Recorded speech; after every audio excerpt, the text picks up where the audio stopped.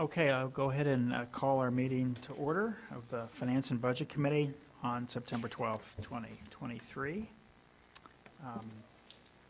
Roll call? Councilmember Kelly. Here. Committee Member McMillan. Here. Councilmember Newsma. Here. Committee Member Rikus. Here. And Chair Livingston. Here. Okay, so I guess that makes quorum, just barely. Good, okay, so public comment. Any public comment in person or online this evening? We have Mike Basilko, who is giving his public comment virtually. All right. Please proceed. Okay, thank you. I have to admit, I'll be looking forward to the presentation because I'm confused about the water fund issues, particularly on page 21 of 33. It said Evanston plans to submit project plans to the IEPA for $5 million a year over 5 years or $25 million. You're doing that for projects, and then the next paragraph, your water fund goals is to maintain a minimum cash balance of $3 million for plant capital projects and $1 million for distribution capital projects.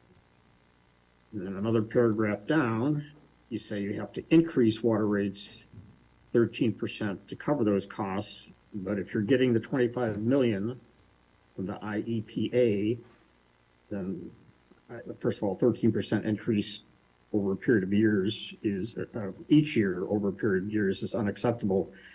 But why does that have to happen if you're getting the 25 million from IEPA? So that's one issue.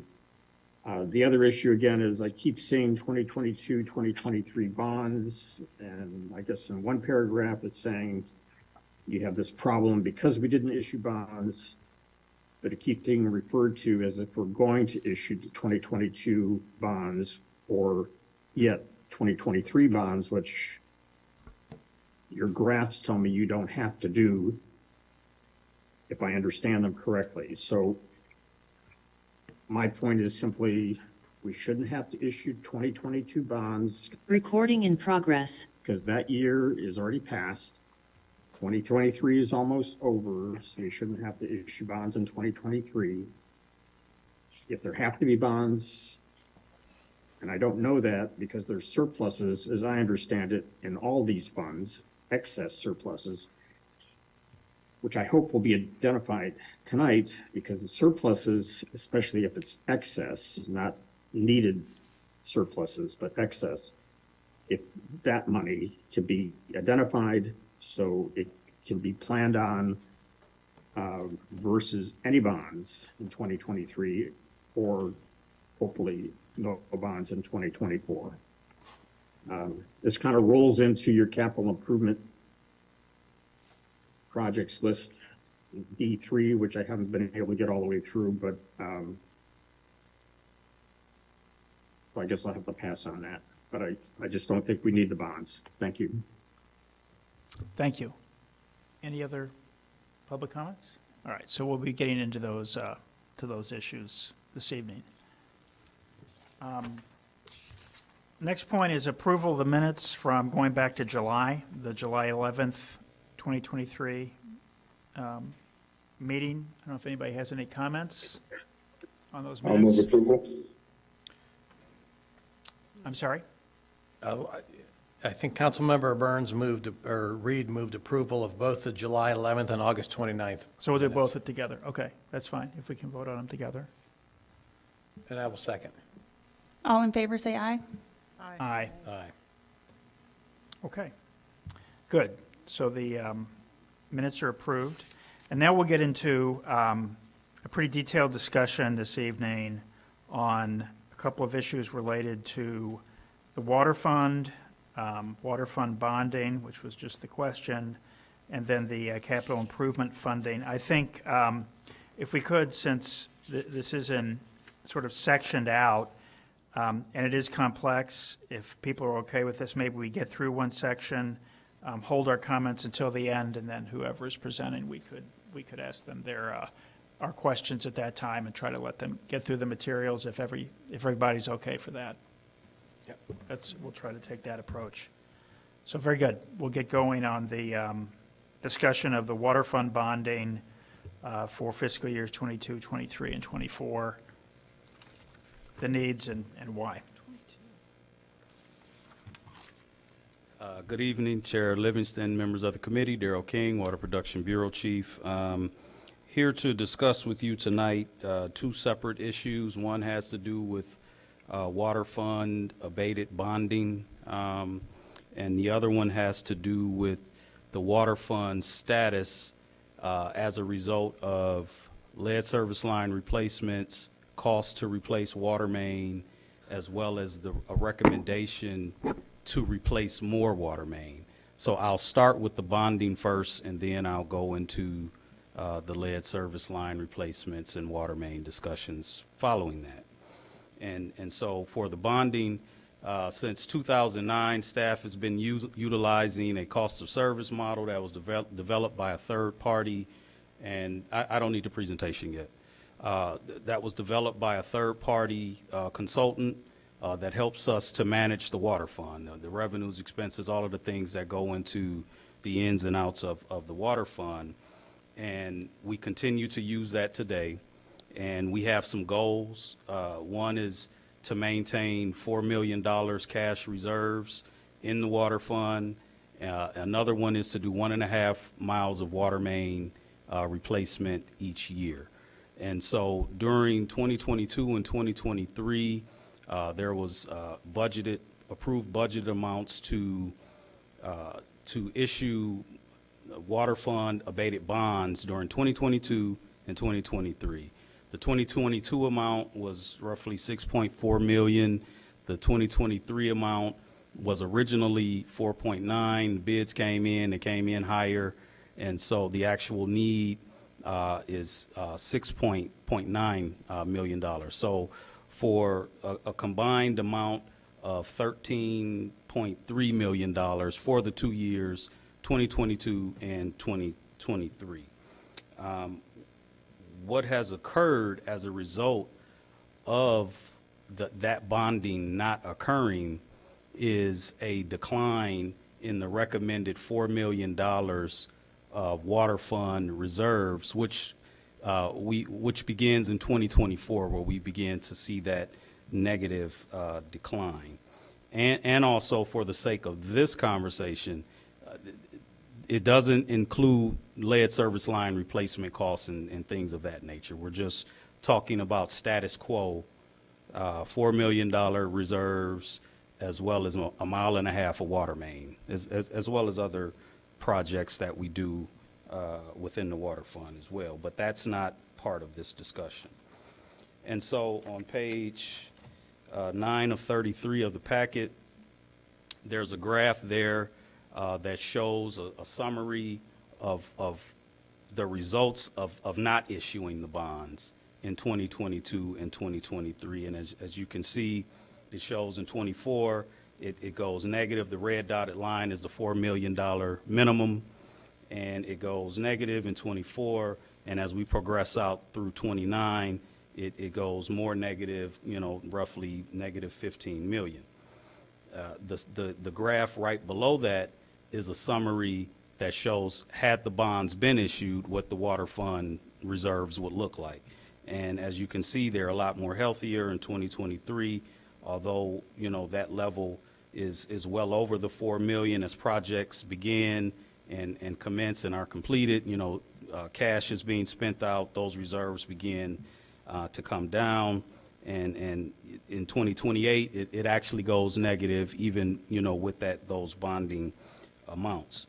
The one thing that the main thing I want to get across is it's imperative that the water fund be able to demonstrate a healthy reserve, a healthy long-term reserve from year to year, and we need that in order to do critical projects within the water fund, that we seek IEPA financing through, and they issue low-interest loans less than 2%. But in order for us to get those loans to do critical projects like the intake project, we recently replaced a clear well, 5 million gallon clear well. We use those funds to do that. We have to demonstrate up to a 5-year healthy water fund reserve to do that. And so, in addition to that, regarding lead service line replacements, and we'll get into that more, in order to qualify for any potential forgiveness, we have to qualify for the loans first. And so that's even a critical part in us being in a competitive environment to hopefully be able to get some relief for some of this lead service line replacement through the state. We have to first be able to qualify and demonstrate, that we can qualify for these loans. So that's very important that we do that. So for, staff is recommending for 2022, 2023, those bonds are issued, and 2024, we have bond needs for that as well. But for 2022 and 2023, in the amount of $13 million, that we issue those bonds no later than March of 2024. Now, the alternative to doing that is to raise water rates, retail water rates. That would affect Evanston only. But we don't recommend that, not for this, because number one, even a 10%, and see, the bonding helps to maintain and helps us keep that healthy reserve that we looked at on the previous tables. Now, even a 10% increase to the water rate generates $1 million. We're looking for a total for 2022, 23, and 24, 26.3 total for all three of those years. A 10% increase to the water rate would generate $1 million, which, isn't enough. Even if we did half of that, 26.3, we would need to raise the water rate 130% to do that even, and that's still not enough. And so that's not our recommendation, is to raise the water rates for that. I will follow up with a discussion here shortly, because we are proposing some significant water rates to replace lead service lines over the course of that plan, which is technically starts in 2027, for 20 years after that. But we're replacing lead service lines now as part of our water main replacement projects, and those costs have gone up significantly for that. So on page 10 of 33 of the packet, there's a table summarizing the bonding, the proposed bonding amounts by year. 26.3 and 24, that covers 22, 23, and 24.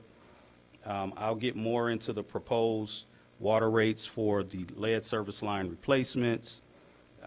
Then previously scheduled rate increases of 4%. So this year, we're actually experiencing a 5% increase to the water rate now. Next year, 4% for a total of 9%. That's tied to the 7 new positions to replace lead service lines, 4 positions at the water plant, and 3 positions in streets. So that's already been scheduled to happen. In 25, there was a previously proposed scheduled 9.8%. That one would be offset by a 9.8% reduction in the sewer rate, and so the 13.1% continue through 2029. In 2026, the previous scheduled rate of 2%, that's a typo. It should be 0% for that one. And so, but for the sake of bonding, the 26.3 million is what staff is proposing occur in no later than March of 2024. And so that's pretty much the discussion that I wanted to have about bonding and how it has impacted the water fund and the reserve levels and the impacts of that. And Can I ask a couple questions? So for 22, 23, why do we have to go back to 22? Because we've already paid all the bills and everything like that. So I'm just curious why we have to go back and issue a bond for 2022. because not issuing those bonds still are impacting the long-term outlook and the reserve levels of the water fund. So if we don't issue the bonds, which that one graph showed, the water fund reserves, it's the first graph on page 9 of 33 at the top, that still is true. That still happens. If we don't issue 2022 and 2023, that's the result of that. So that's why we're saying we still need, But what if we issued a 2024 bond? Do you have that in here? we do want to issue the 2024 bond. That's the 26.3. And is that reflected in this? Yes. So that's on, so the page below, the graph below the one on the top, that's if we do issue the bonds in 22 and 23. That's what the water fund would look like. The recommendation on the next page of page 10 of 33 is to issue 2022. Right. 23 and 24 no later than March of 2024 in the amount of 26.3, which is. So this graph shows 2022. I guess my question is, if we didn't do the 22 and 23 and just did the 24, how does that affect the graph? Like if we just did 13 million? It still would have an impact on the water fund reserves looking out. We can't say, well, we're not going to do it, and then there's no impact to it. That impact that I'm demonstrating is still there. Now, it doesn't include, let's say we issue 13, for 1 year. That graph isn't here, but there's still a negative impact to the long-term water fund reserves. So what I'm coming here to tell the committee is, in order to get the water fund to where it's healthy over a long-term period, at least a 5-year period, we need to issue 2022. We still need to do it, 2022 and 2023. And I'm also recommending in 2024 that we issue bonds for that year as well. That's where the 26.3 came from. It doesn't, we can't get rid of the impact by not going back and issuing the bonds from previous years. It's still impacting the revenue and the reserve levels of the water fund. That doesn't go away. If I could just ask a clarifying Sure, question without yeah. asking you Okay, to cede sorry. the floor. Let's just clarify what we mean when we say 2022 bonds and 2023 bonds. So my understanding is we had a capital improvement plan for 2022. We said, this is what we're going to do. It's going to cost this much, and we're going to have to bond this much. We were able so far to front the cash for those plans. But at some point, and same for 2023, we've so far been able to front the cash. But at some point, we're going to have to bond to help us pay for it so we can maintain our cash balances. When we say we haven't issued 2022 bonds, when we do issue the bonds, it's not like we're retroactively going to go back in time and issue them in 2022. We'll be issuing them in 23 or 24 and using that money to pay for the 2022 capital improvement commitments. Yes. Okay. Well, I guess my question is like a sensitivity analysis, like we see this if we would have issued the 22, 23. What does it look like if we just say we're going to do 15 million? Like, do we have to do this full 26? Because it sounds like we took some of that money we needed from other sources. Yeah, I don't have that scenario. Yeah, I think that, first of all, I think it's very misleading the way, and staff continues to do this, both with CIP, this sort of notion that there were 2022 and 2023 bonds. We didn't issue bonds. We used reserves. We paid those at that amount. So it looks to me like what we're saying is we need to have a minimum cash balance of $4 million. I'm not sure if that's state mandated or what, but that's what we're saying that we need. I don't understand the whole idea of issuing a bunch of bonds to kind of recreate a slush fund per se. I think, we're happy to maintain it around 4 million. I don't see why we would kind of pre-fund that. That just doesn't seem like a smart way of doing business to me. So it doesn't create a slush fund. It helps us maintain. Well, no, you're going to be well ahead of 4 million You, if you issue all So the in certain 26 year, million. so for instance, like in 23, on that second graph, it shows it going way over the 4 million. And as projects begin and we start paying that out, we pay that down, that reserve. It goes down as it's demonstrated on that second graph. So by 2026, the reserve is down around the $4 million recommended level. And then it actually in 27, it goes below it. And the $4 million is not like a state recommended amount. When we had a financial consultant prepare the cost of service report, that was a recommendation that came out of that report, is that we maintain a $4 million reserve. So that's where that came from. And that report was written in 2009. So we've been using that, since then. And I'll just clarify, that report was approved by the city council at that time and recommended that we keep that as a goal. So we didn't just do it. Right. Right, and I just want to say, we've approved, several. Could I just, as a point of order, ask the chair if he could call on us and Yeah, I We had can one effectively more- I had manage the just one more conversation if- Point I B. think it's Sherry and then Jonathan. Yeah, I and just then had, if Councilmember Kelly. if Yeah. it was 6 million in 22 and 7 million 23, why the jump to 13 million? It seems like there's a big jump going forward. 2022, 6.4, and then in 2023, it was originally 4.9, but then the bids came in higher, and the need. Right, but 2024 is how much? 13 million.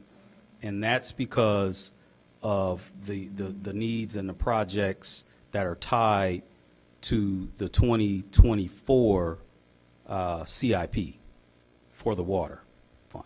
Okay, just So that's seemed where like a that big comes from. jump. So it's, and Additional 13 million. so it's 6, 7, and then 13. yes. All right, so Councilmember Newsma, you want to go? Yeah. I'll go next. Thank you, Mr. Chair. I just, again, to clarify, our cost per linear foot of water main we install has gone from $600 per foot, sort of pre-pandemic levels, to over $900 per foot now. Okay. So the big jump you're seeing in the cost of water main is purely reacting to the costs related to supply chain issues, increased labor costs, but also the regulatory mandate that we replace lead service lines as we do water main, which has substantially increased the cost. Okay, thank you. I was just curious why there was that big jump. And I have slides to talk more into that. All right. All right, thank you, Please, Mr. Chair. Jonathan. I Please. have some questions. The first question is, where does the $4 million number come from? That's our policy. I understand there needs to be a policy to maintain some minimum fund balance. Why 4? Is that a state mandate? Is it based on some calculation, some assumed percentage? So that was part of the cost of service report that the financial consultant did for us in 2009. That was a recommendation that came out of that report. That report was received and placed on file, with the city council. So we've been operating with that since 2009. So it's not a state required. It's a recommendation from a But consultant. the recommendation in 2009 was $4 million. Dave Stovak is online, and he, I think, has additional information. Okay. Good evening. I'm Sure. not sure if you can hear me. There were 3 or 4 factors that derived that 4 million total. Part of it is that water sales are seasonal. So there's points that during the winter, we don't generate as much revenue as we do during the summer months. So we want that cushion. We have large projects at the water plant. I know during the 5 million gallon Clearwell project, we were paying out close to $3 million to the contractor per month for the work that they completed. And then we asked for reimbursement from the IEPA. So we have to carry that payment to the contractor out of the water fund until we get the money back. And as soon as we get the money back, we're probably processing the next contractor's payment application. So there's this money that goes in and out the door all the time, and you want to have sufficient funds to do that. There's 1 or 2 other items that they recommended that we have. But part of it was to have money set aside in the event of an emergency. So if one of our pumps or our large piece of equipment goes down, that could be close to $750,000 that we want to try to replace right away. A case in point is when we had the switchgear fire, we spent money rapidly to try to get the switchgear back up in place. And so we had the funds available because we had this $4 million reserve in the water fund at that time, and we could afford the emergency purchase to get that switchgear back up and in service right away. So the consultant that helped us with the cost of service model looked at all these different factors, and that's what came up with the $4 million recommendation.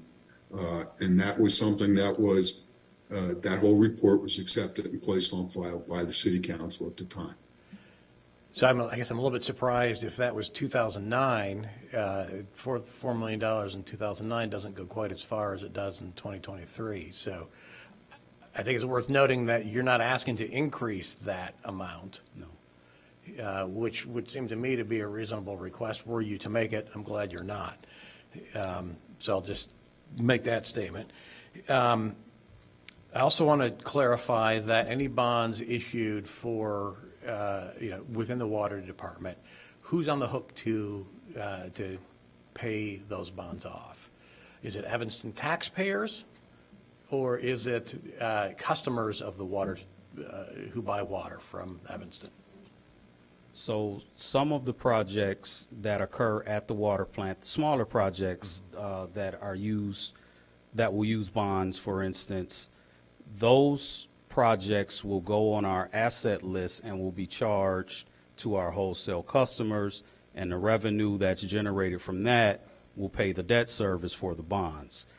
The distribution portion of the bond proceeds will be paid for by Evanston retail ratepayers, because the Evanston retail ratepayers account for 99% of the water mains in our distribution system. They're 18 inches and smaller. Right. Our wholesale customers don't use that. So the distinction I was making is that these bonds are serviced by ratepayers, whether they're Yes. Evanston ratepayers or wholesale ratepayers. Yes. It's not taxpayers, and we're No. the same, No, they'll be abated by the water fund. we're the same people, but they're abated by the water fund, and all that money stays in the water fund. Yes. And we don't, so there's not an imposition on Evanston taxpayers. It's not like we would have to raise our property tax rate to pay No. for any of this stuff. No. We would pay more for water. Yes. The money's got to come from somewhere. We make money on our wholesale customers, correct? We do. Can we use that profit to help us, save on the distribution side? That already occurs. And so, again, the revenue that's generated from our wholesale customers and the profits is used to pay debt service on projects that we do at the water plant. Right. But those funds are also used to help out with the distribution. That currently happens. Okay. So if we we're not selling as much water to wholesale customers as we currently are, we'd have to pay even more as Evanston water customers Yeah, to maintain our, the pipes coming to our I would houses. have Okay. to say yes. Okay. Yeah, got it. All right. Also, I think it would be helpful and informative for folks to know what we're spending this money on. And that's not part of this discussion here. Since I spent a couple of terms on the Utilities Commission, I'm familiar with the types of projects that we're talking about here. And I will just make sure that the members of this committee know that the Utility Commission, which meets monthly, is tracking expenses and tracking, progress on all the capital improvement projects in the water department. And that commission includes, engineers and technical folks who have some experience with this, much like this committee includes financial folks who have some relevant experience. So we do have some community input, some community oversight through the Utilities Commission on these capital improvement projects. And just to note, nearly 70% of the bonding amount is because of distribution projects, water main replacements, lead service line replacements. It's as a result of that for the most part. Yeah. And then one last question. Our policy is, self-imposed policy is to replace about 1% of our distribution per year, which is, works out to 1.5 miles. Yes. Where did that number come from? I think I would have to refer to, okay. And I think I'm maybe getting a little bit ahead of ourselves because this is coming up in item D2. The city owns 156 miles of water main, and water main, depending on its age, has a variety of end-of-life terms, but in general, on average, is 100 years. So we're replacing 1% of our system per year so we can keep up with it. The unfortunate thing is we didn't start doing that until a substantial portion of our system was already over 100 years old. So now we find ourselves in that we're not particularly keeping up with the water main breaks that are happening, but that is the next presentation. I'll save some more commentary until then. Thank you. Councilmember Kelly? Thank you. Just to get some clarification on numbers, so in our fund reserve policy, we keep a 16.6 reserve. We budget that. So what was that budgeted amount for 23? What was the 16.6 that we budgeted for that reserve in dollar amounts? No, this is, no. These are separate. That's what I think council doesn't understand. We have our 16.6 for general fund. In addition, we have reserve funds for 11 funds, parking system, water fund, sewer fund. For the water fund, a minimum of 16.6 is budgeted for the reserve. So I just want to know how much we budgeted for that reserve for this year.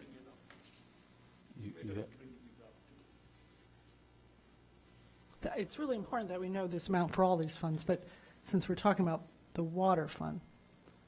And how does that 4 million interface with the 16.6? Is that in addition to the 16.6 reserve? No, it's the water fund. It's all the water fund. No, it would not be in addition to the 16.6%. It's, the 4 million is greater than 16.6%, I believe. And so, again, it was something that we probably should modify the budget document to indicate that for the water fund, our goal is to maintain a $4 million reserve rather than 16.6%. So it doesn't reflect a percentage, it's 4 million. And how does that 4 million compare to, so it says here in our current policy that we've approved that it's 16.6 that we maintain. So you say that's more than 16.6%. How much more? Like, I have no idea what 16.6, I assume that we budgeted 16.6 because that's what our policy is for this year. I'm just wondering what we budgeted for our reserve for our water fund. Was it said earlier that the city approved a $4 million static fund balance for water? Maybe we have conflicting documents, but it sounds like going back to '09, the city anticipated a flat $4 million reserve. Good evening, Chair, members of the committee. So yeah, I mean, if you can look at this right here in enterprise funds, the last item is the water fund. And you would see what we are carrying. This is again estimated fund balance because we don't do some of those year-end audit entries during the month. So there is a fund balance of $15,859,000 and cash balance is $15 million. Oh, I'm sorry, yeah, that's the total. 6.7 million is the fund balance. The required balance is 5.8. So we have roughly 900,000 excess. So the required balance, but you're saying that, but I thought the 4 million exceeded 16.6. No, this is higher because of their operating expenses have continued to grow. And so 16.66% of that is, yeah.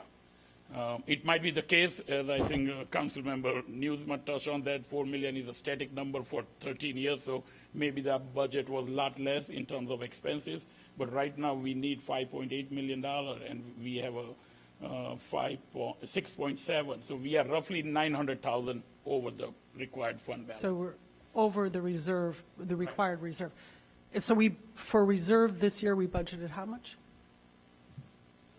I'm sorry, I'm just trying to make, I'm just not clear. What do we reserve? Because I know like we budgeted 19 million for the general fund. How much for that reserve? I'm just trying to get a handle on what we budgeted for the reserve fund for the water fund for this year.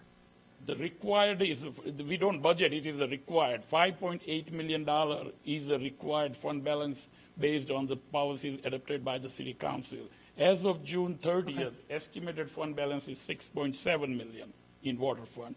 So that is roughly 900,000 over the required. Okay, so we budgeted 5.8.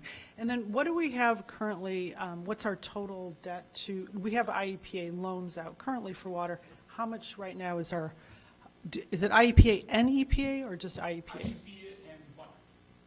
Yeah, what is our total debt right now for water for these IEPA loans?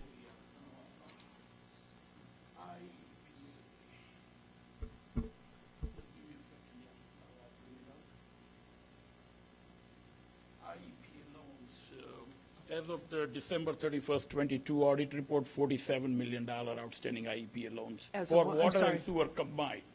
Do you want the 47 combined million? number or just for the water fund?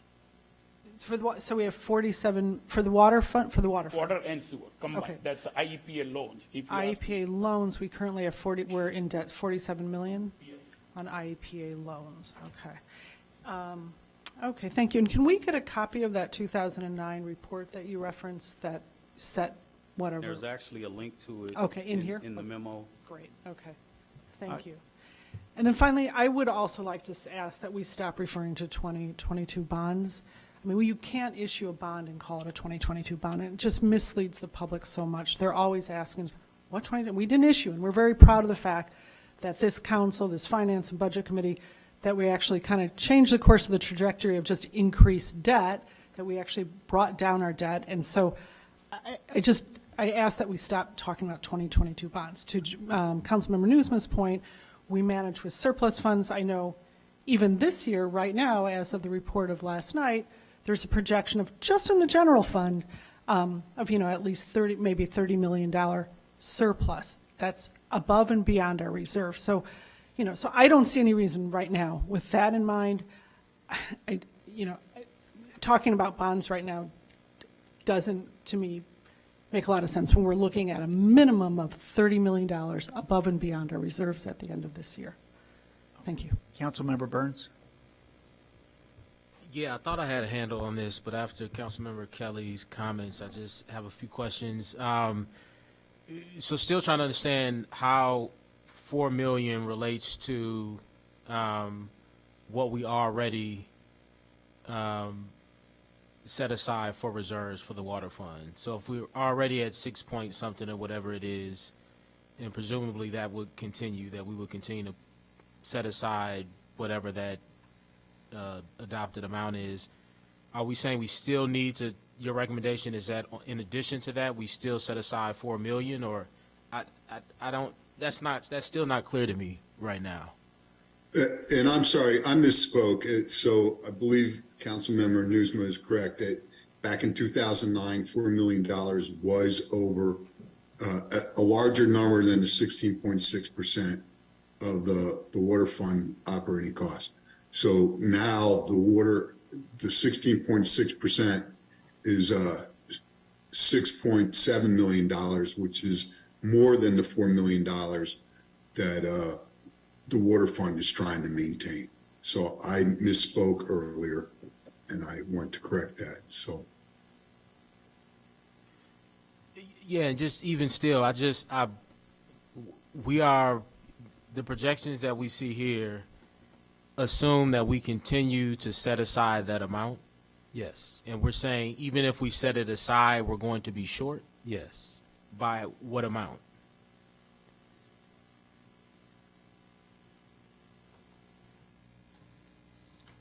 I'm just trying to make sure I understand what the goal is. Well, the goal is to maintain the $4 million cash reserve in the water fund each year.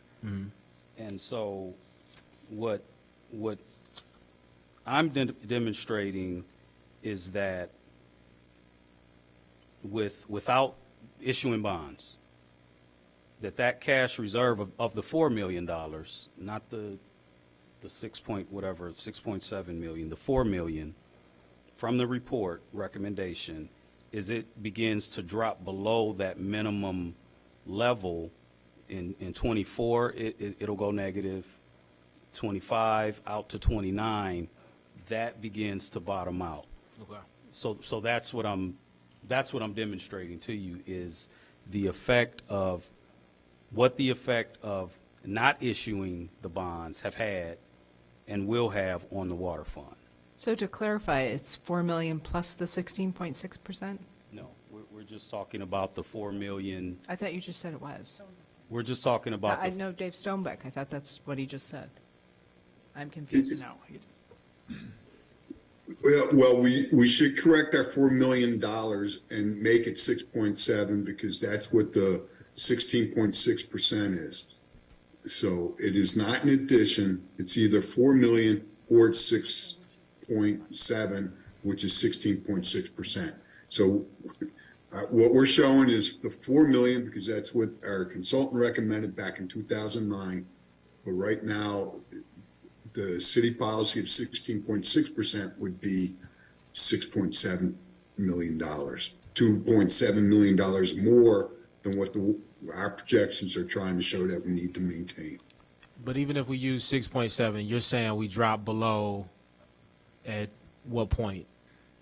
so if we were to go up to 6.7 million, this decrease would be more significant. It would be more severe without issuing bonds. And then even if we issued the bonds, the amounts that I've talked about tonight, the drop-off it would still have an impact because now if we were to go to 6.7 million instead of 4 million, it would be more of an impact now, even with the numbers that we need more to maintain 6.7 million in a long-term, for our, at least a 5-year projection, we would need more.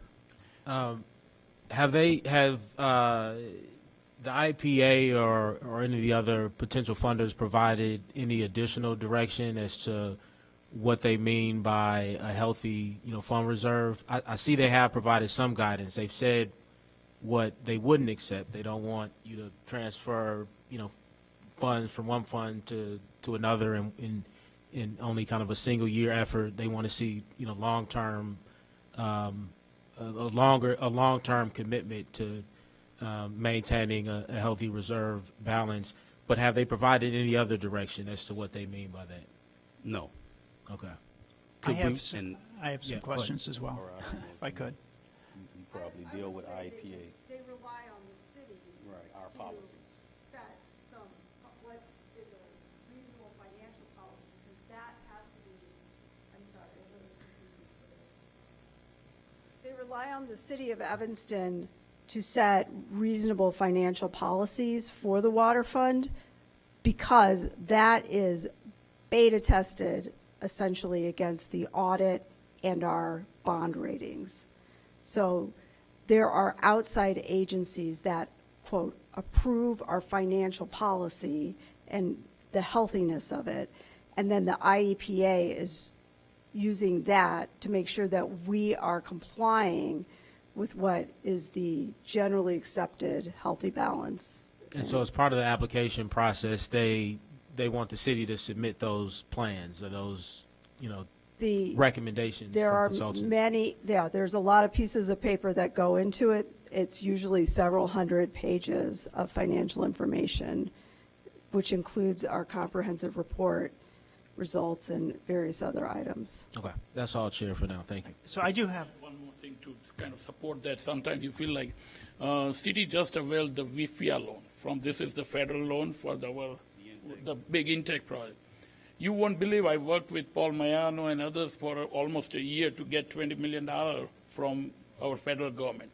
It was lot more restrictive, lot more demanding than issuing the bonds, because they want to make sure that Evanston would pay back this money. They wanted 2 credit agencies, the outside rating agencies report. We said, okay, we are going to issue the general obligation. Can we share that? They said, no, we want one specifically for regarding this bond that you will be able to pay this back. So even though it's our own federal government, but yeah, they just want to make sure that you would have sustainable, future for the next 25 years when we are loaning you the money. if I could ask a couple of questions here, I think we clarify a couple of points. One, I think the $4 million is a cash target, okay, and separately there's a fund balance, and they aren't always the same. They're in the general area. But beyond that, going back to page 9 of 33, and just what the plan was, I agree. 22 and 23 bonds we did not do, but we did spending in 22 and 23. And it's important that we keep the enterprise funds separate from the general fund, which is where the large surpluses are. And I think the general fund has its own issues we have to deal with in terms of what those excess fund balances are going to look like over time. But why, it appears, why do we tend to issue money in advance? Is that a requirement of the programs that we would normally expect this line here on page 9 of 33 to be well above the target cash balance and spend it down over time? Why do we generally go above the limit and then spend down over time rather than just issue annually?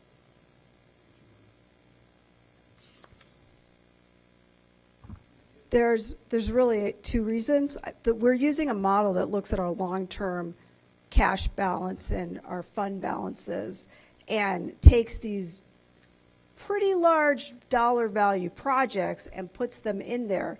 But when we are looking at our income for a year, on any given year, if we're going to do a $47 million project, such as we are in the middle of now, we don't raise our rates 470% to generate the money for this year and then lower the rates as soon as the project's over. So we are smoothing the rates over time so we can do like a 5% water rate increase, and then we're looking ahead 5-10 years and saying, yes, that means that we can do some of these large projects and afford them without doing a giant rate increase one year and then taking it off and then another giant rate increase. So it smooths the situation. The other piece is a matter of cash flow when we do these large projects. So we could, as a city, make a choice to, for example, when we enter into a $47 million contract, do a giant rate increase and tell people their water rate would increase by 4 or 5 times. I'm just I think asking, what he's- why do we yeah. preload the But money? it preloads because as we're looking at, we just came off a very large project that we had to manage cash flow for, and we are in the middle of another large project. And so we look 5 years ahead and make sure that our rates cover our cost outlay over the next 5 years. So you fund for multiple years of capital projects Yes. in advance. Is that the answer? We're making sure that You have the money. projects that are in process or will be in process in the next 5 years are sustainable. Because I think you've mentioned before on roads, we have to show we have the money now in the bank.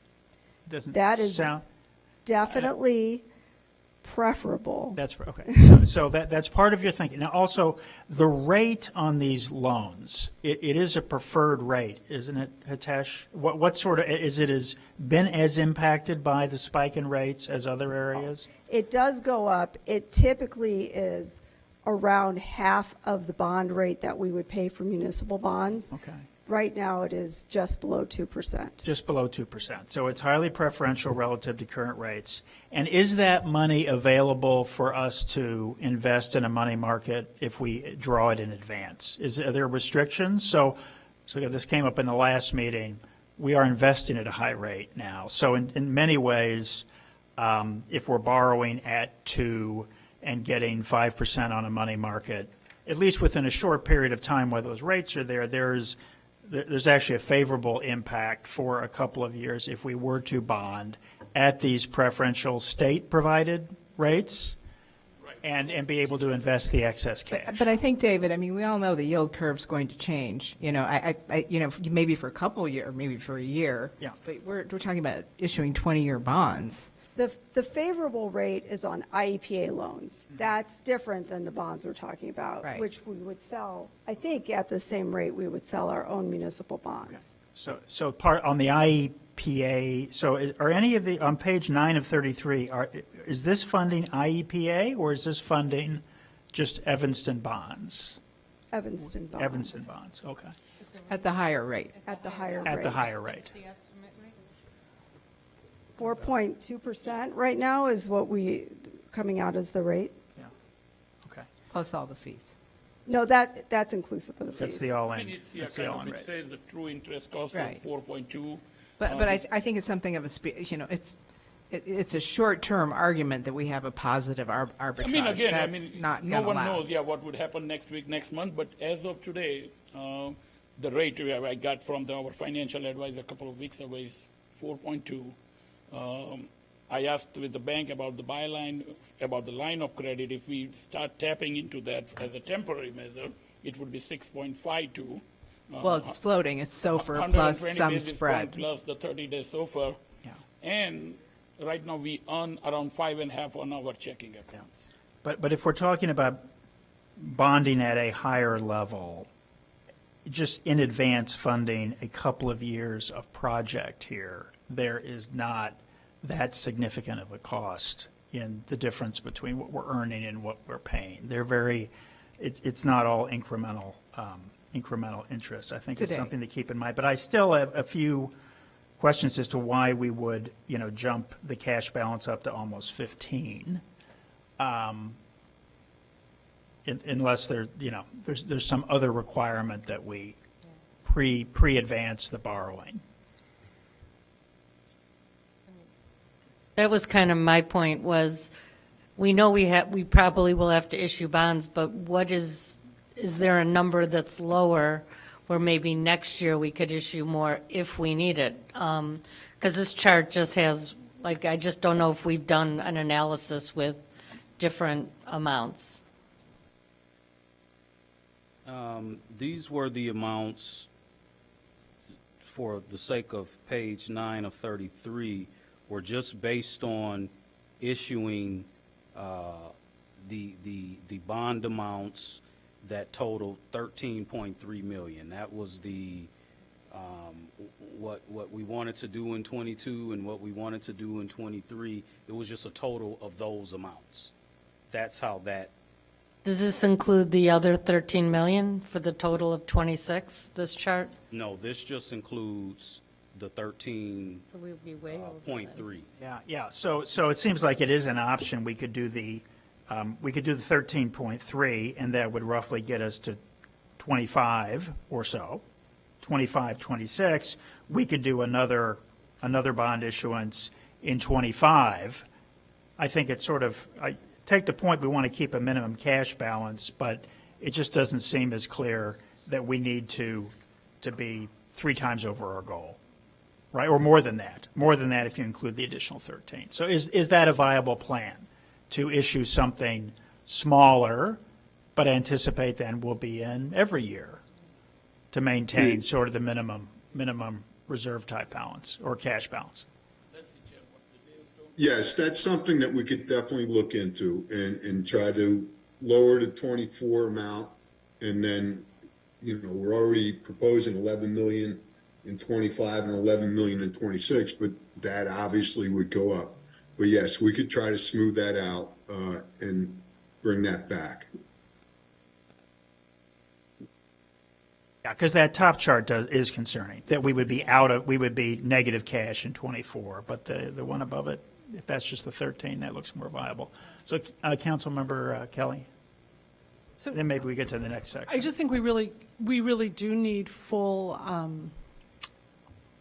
accounting of all of our funds. And I think to talk about leveraging debt on our taxpayers when annually, we generally don't get it until about April. And it's far beyond anything that now we are closer. I see in the general fund, guessing that maybe it'll be about a $30 million surplus. But we really need, I asked to have those before tonight. I didn't get those.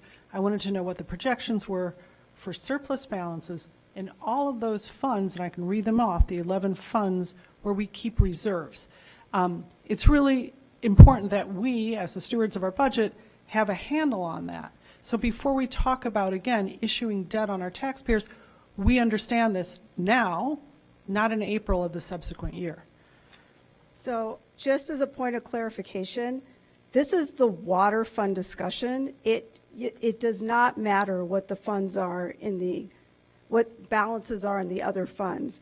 If you, for the purposes of the IEPA, would like to take money from the capital fund and put it into the water fund, great, do it. I joke with Hitesh about this all the time. However, legally, you can only take money out of the water fund if it's paying for a direct cost related to the water assets. So when the money is loaned to the water fund or given to the water fund, to think that you will move it out again, you cannot. So it's a one-way street. Now, a loan, sure, we can cover it with a loan. That will not be acceptable to the IEPA. So no one's talking about moving it out again. If we have surplus and we vote to put money in to cover costs, who's talking about moving it out again? We're talking about excess. So I understand that we can't take water from the water fund. So I just want to be clear on that we as a council and as a finance and budget committee, we need to have a clear understanding of that excess before we can talk about leveraging debt on taxpayers for 20 years. That's expensive. So I fully understand the water fund and that we can't take money out and that it's used, but I'm not talking about taking excess money that we didn't budget that comes in well over our reserves. I'm talking about taking that and potentially paying down whatever it is that we need to pay down in the water. And I'm not talking about then taking that excess and putting it back into another excess account. Okay, thank you. The other piece of this is these are not abated by the taxpayers.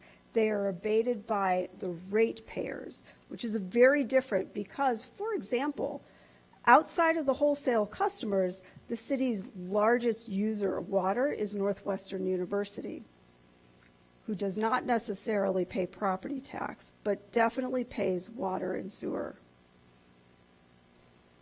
Okay. So I think we should move on to the next, to the next subject. I think if we could summarize what we said there, the higher amount doesn't seem like it sounds right. What is the right amount would be open to discussion somewhere between the 13 that wasn't done to refund the 22 and 23 spending, and potentially a lower number. But also, I think we need to be mindful that these are separate funds.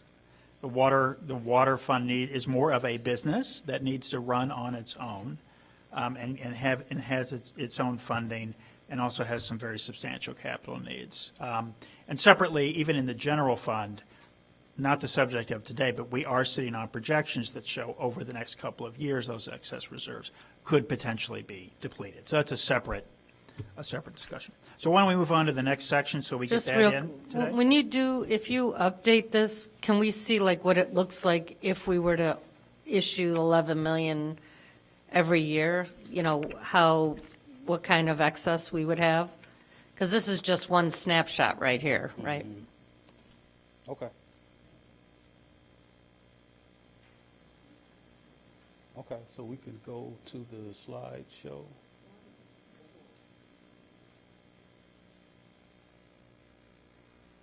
Yep. Okay, so we can go right to the second slide there. And so what we've also seen as a result of the requirements for lead service line replacements and the water main replacements, the costs associated with that is the same, the water fund projection. And this is both water plant and the distribution system. And again, you know, we're seeing that negative, that decrease occurring following during 2027 is where it starts, and then 2028 on out to 2034 even, it just continues to drop out and become very negative. And so, again, this is maintaining the $4 million recommended, you know, the balance that we try to maintain in the water fund. And so what staff wanted to do was say, hey, what's causing this? And so what we did was we broke out the distribution from the water plant. And so the next slide demonstrates the water plant only. And again, the water plant, and so when we broke it out $3 million cash reserve for the water plant, $1 million for the distribution system. And no, just keep it on that one. And so, you know, it's meandering around the $3 million. And, you know, with the water fund, we have wholesale customers. When we do projects at the water fund and those assets hit the projects are completed, like the Clearwell, you know, in 1934, that was a $300,000 project. In 2020, 2019, whenever that was completed, it's an $18 million project. When that asset goes onto the asset books and asset list, and now we begin charging our wholesale customers for that revenue pays for the debt service on that project. And so this is demonstrating that the water fund or the water plant isn't the issue. Next slide. And so this is the distribution system only, a $1 million minimum balance, breaking out the $4 million. 3 went to the water plant, 1 million minimum balance for the distribution system. And what we're seeing is, again, that negative dropping of that minimum balance in the fund. It's caused by the distribution system. And what's going on in the distribution system is the lead Service Line Replacement and Notification Act that was enacted January 1, 2022, requires that communities replace all lead service lines in the state of Illinois. And that also includes not just on water main replacements, but also if there's a leak or a break. You know, at one point you could just, you know, install a lead pack on the lead service and that would fix it. Now you can't do that anymore. You have to replace the whole service. And so the impacts of that as well is what's causing this decline with the water fund based on the distribution system. We can go to the next slide. And so this map here is an example of our water mains. Here in Evanston, the red indicates water mains that are greater than 100 years old. And, you know, there are about 50 miles of those types of mains. The orange represents 32 miles, and that's 80 to 100 years old. So as you can just see, just by colors, it's a lot of old water main here in Evanston, 156 miles of it. And so next slide. And so I already talked about the Lead Service Line Notification Act. That was enacted. It had an immediate impact on the water fund, and we're talking in terms of the distribution portion of the water fund, requiring the replacement of damaged and full replacement during the water mains. I mentioned that. And the act will have a significant long-term impact on the water fund as well, because it requires the replacement of 11,000 plus service lines, lead service lines, throughout the city over a 20-year period beginning in 2027. So we're anticipating having to replace roughly 500 services a year starting in 2027. But with our annual water main replacements, we're replacing lead services now as part of that project, as well as part of leaks and breaks that occur We have pre-qualified plumbers that are replacing those services. And so these activities are going on now because of that act. Next slide. And so what we've seen in terms of water main replacement work, that average cost prior to the act in 2019 and 2021, $648 per lineal foot. After the act went into effect, 2022 to 23, it's now up to $912 per lineal foot for water main replacements. And so that's a 41% increase, and that's due to just the increase in materials, as well as the addition of before the city would replace the water main and replace the lead service up to the parkway, the shutoff valve. Now we go all the way into the house. And so that additional cost as well has increased that and plays a part in that 41%. Next slide. So there's the cost more because you have to go inside the house, and that requires more time and attention. It's not that much. Yeah, the price of the lead per foot is the same, but having to hook it up inside the house is what's adding the cost. So the cost of the water main replacement, so replacing the water main, those costs have gone up significantly. And then whereas before we would replace the lead service line just up to the parkway valve, the shutoff valve in the parkway, now that additional cost going into all the way into the building now, that's an additional cost now too, added on to the water main replacements, are these lead service line replacements now that go all the way into the building. All right, so the lead service, the 648, which was 2019 to 2021, that was just to the shutoff valve? Yes. Okay, and the 912 is all the way into the house? Yes. All right, so the cost of lead pipe hasn't gone up by 50%. The project has gotten expanded. Maybe twice. And not lead pipe, probably copper pipe. I Well, hope we we're not replace putting it lead with back. copper. Yeah. And Just copper to make sure they won't scare people. Thank you. and for copper correcting me. materials have gone up too. Those prices really went up astronomically. So it's the materials and the scope of work got bigger. Yeah. Okay, thank you. Next slide, please. And so I mentioned earlier that should be 156 miles of water main. You know, Evanston retail customers, we're responsible for 99% of the water main replacements or the water mains that are in our system.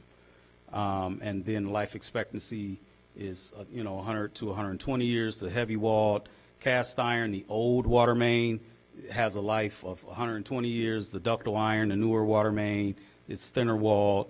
It's 100 years. And so that's the life expectancy of the mains. Next slide. And so what staff put together was this table that summarizes miles of pipe in each age category. So now this is breaking down, how old the water main is per category.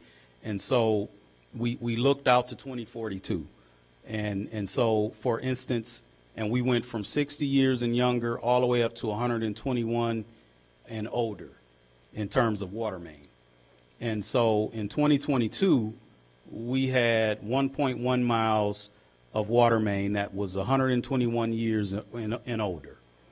And so if we decided, if the city said, you know what, we're not going to do any more water main replacements, until, through 2042, that number would balloon to 50.7 miles, 121 years and older.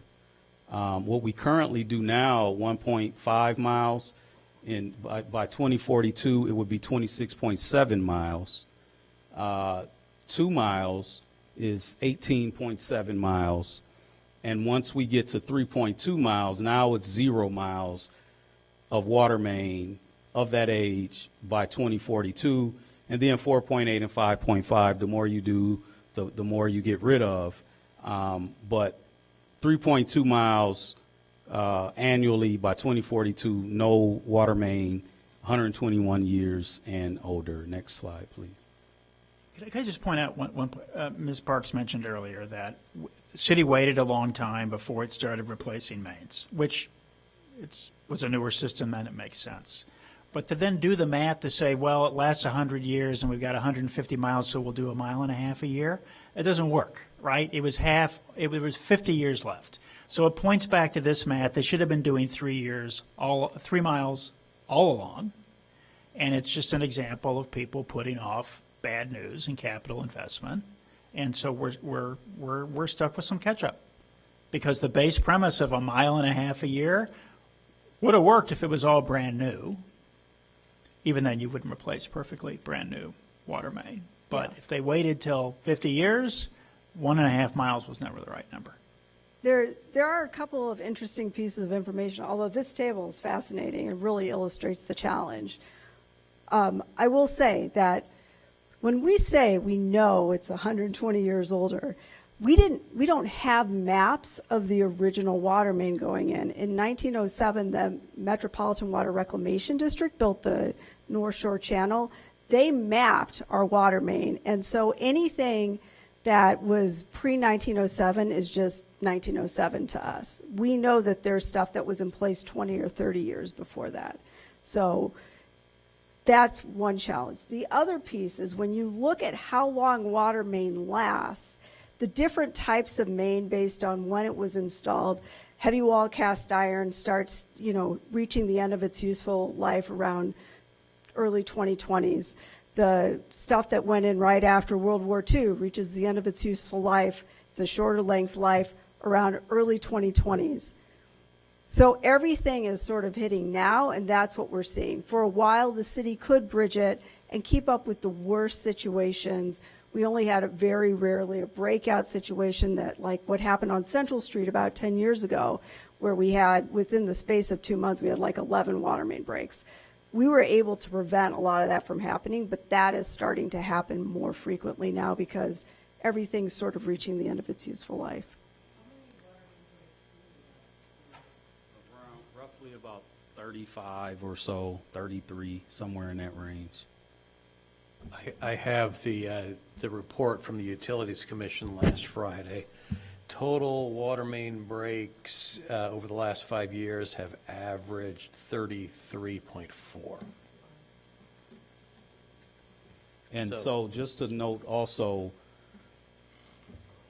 with water main being the age that it is here in Evanston, as we ramp up this lead service line replacements, what we've seen and what we know occurs is when you start to tap old water main and you start to unearth old sections of water main, failures can occur more frequently. So that's just something to note as part of this. Next slide.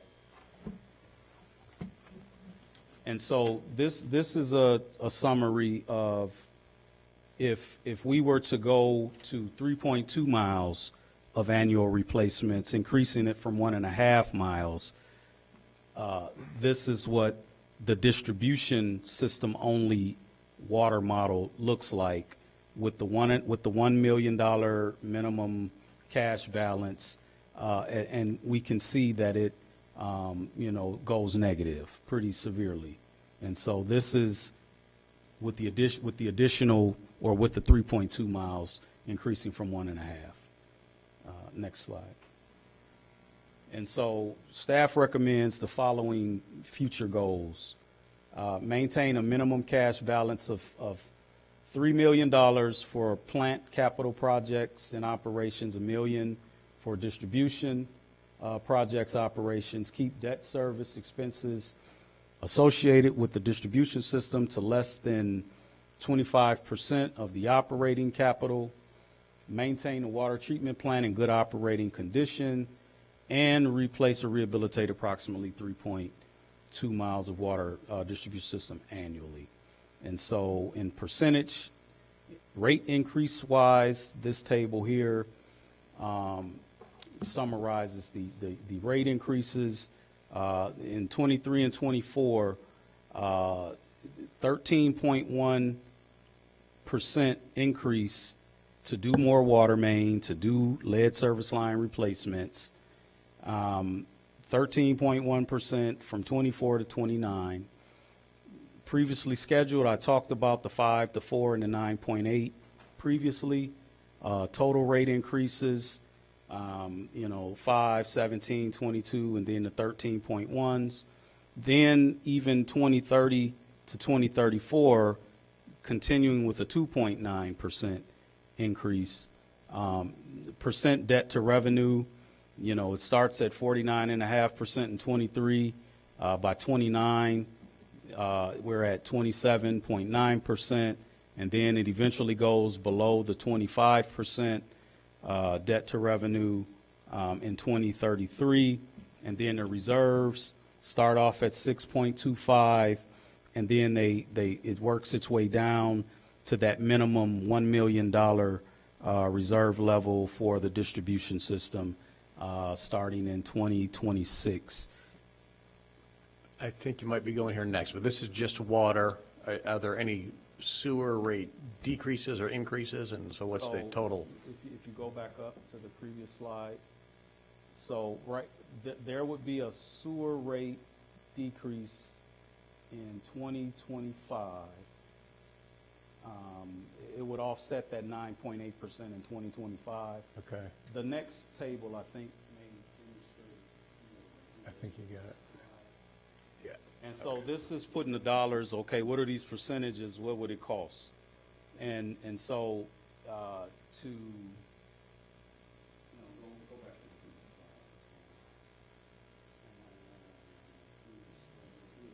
slide. It's not showing it on here. Next slide. Let's see, I think it is. Yes, it is. So if you look at the sewer rate, and in the blue it says cost per 1,000 gallons. It's easier for a lot of people, even including myself, to think of 1,000 gallons, cost per 1,000 gallons instead of cost per 100 cubic feet. So the blue indicates cost per 1,000 gallons. And if you look at the heading that says sewer rate, starting in 2025, so it decreases from 24 to 25, and then it stays the same until 2032. And then if you scroll up just a little bit, scroll down, it decreases again in 2034. So the sewer rate holds following that initial decrease in 25. It stays the same through 33, and then it decreases again in 34. So the cost in dollars, if you can scroll down just a little bit so I can see the top, scroll up so I can see the top columns. So the utility cost, I'm sorry. So the utility cost in 2023 is $769.20. That's the annual utility cost for both water and sewer. So the cost of it for the year, and then at the end of the 13% increases in 29, it's $1,272, and the cost per bi-monthly billing, we bill 6 times a year, every 2 months. In 23, it starts off at $128.20, and in 29, it's at $212.15. If you can go to the next slide, it'll just kind of summarize all that. Just one quick comment before we move on. I know we're talking here about water, not sewer.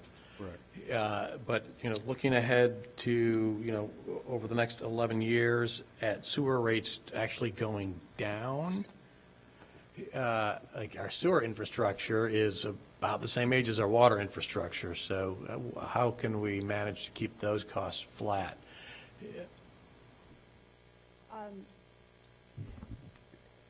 The sewer rate was at one point very high because starting in 1990-ish time period, we entered into $210 million worth of debt in order to fund the long-range sewer program, which has been very successful in helping us manage things like basement backups and impacts to the residents from stormwater.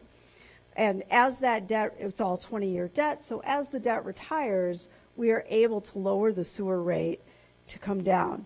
The other thing that works in our favor is that when we rehabilitate sewer main, we're able to do the vast majority, 95% or more, through a lining process that is really pretty cost effective. I mean, it is both environmentally great because we're not doing these huge excavations and landfilling dirt and all sorts of stuff like that, but it's quick, and it's the only capital improvement program we do where the cost goes down every year for because it is a very cost Okay. competitive All right. thing. So forecasting flat sewer rates for the next 10 years Yes, is reasonable. that is a reasonable thing. It's not, we're not avoiding the reality. It's a reasonable assumption. Okay, thank you. And to add to that, a similar thing happened when the city invested the $200+ million into the sewer. The water rate was held so that both of them wouldn't be going up. So for 20 years, there weren't, significant increases in the water. And so now the sewer work has been done. Those rates can be decreased, but now projects on the water side are occurring, both at the water plant and now what's going on in the distribution system. Next slide, please. And so this is just summarizing the table. The average retail customer will experience a 66% increase in their annual water sewer bill from 23 to 29 when the last 13% proposed rate increase is implemented.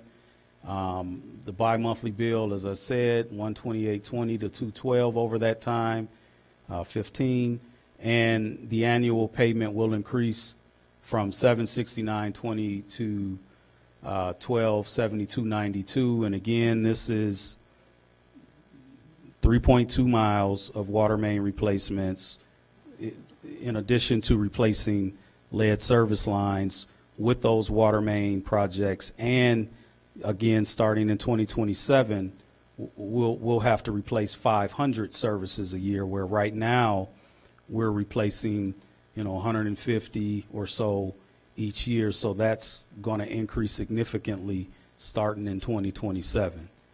And then for community members that qualify for the affordable water and sewer rate, it won't be impacted by these increases summarized above. We review the affordable rate every 3 years. It's currently being reviewed by a third party now to ensure that that rate stays affordable. And I think that's the last slide.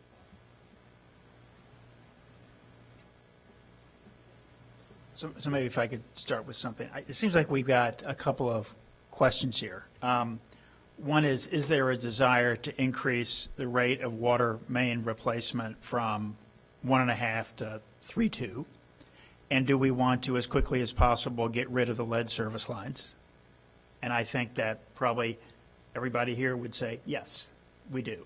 Right? We've been it's like a pension problem almost, right?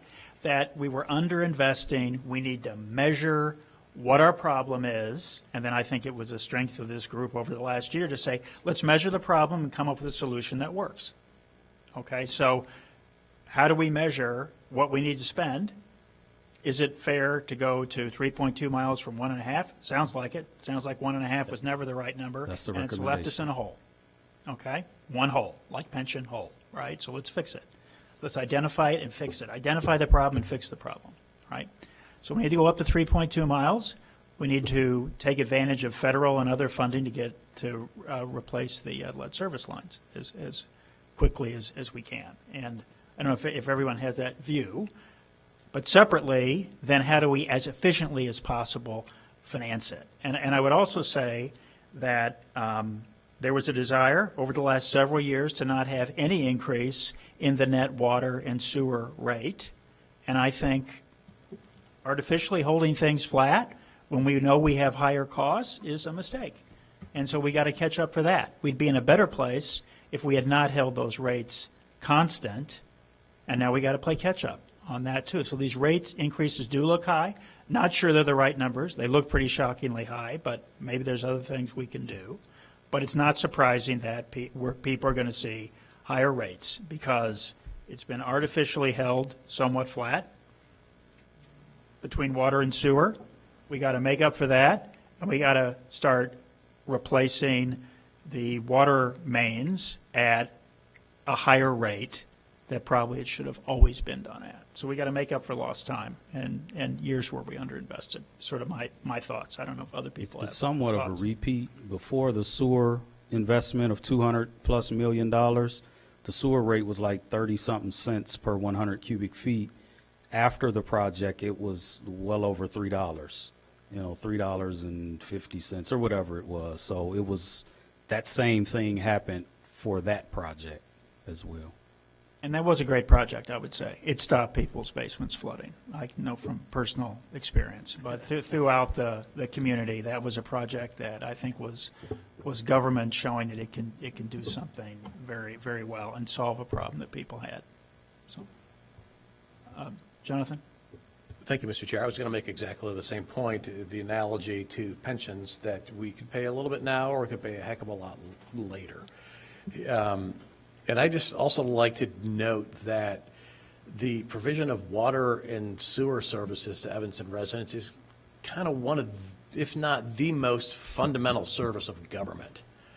We do other things. We provide animal shelters. We write speeding tickets. We maintain streets. But water and sewer are like the most basic and fundamental of human needs.